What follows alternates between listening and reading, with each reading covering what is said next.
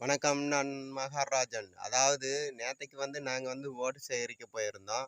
அப்ப நெறைய பெண்கள் எங்களிடம் சொன்னது, புதுசா விஜய் வந்திருக்காரு. அவருக்கு ஓட்டு போட்டு ஓட்டு வீணடிக்க நாங்க விரும்பல. ஏன்னா, அவர் கமலஹாசன் மாதிரி திமுக கூட மறுபடியும் ஓடி போயிருவாரு. அதனால அந்த நடிகர நாங்க நம்பல அப்படின்னு சொல்றாங்க. இதுலருந்து என்ன தெரியுது? மக்கள் நடிகரு அரசியலுக்கு வர்றத ம் விரும்புறதில்ல. ஏன் அப்படின்னா, இவங்க ஓடிர்றாங்க.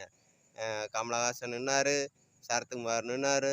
எல்லாரும் ஓடிட்டாங்க. ஓடி ஓடி ஒவ்வொரு கட்சிக்கா போய் சேர்ந்துர்றாங்க. அதே மாரி தான் இவரும்.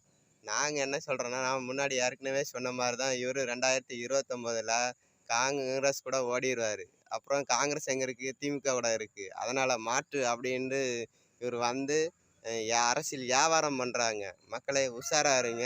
இவர நம்பி ஓட்டு போட்டு ஓட்ட வீணாக்கிடாதீங்க. செல்லா ஓட்டாயிரும். நன்றி, வணக்கம். நாம் தமிழர்.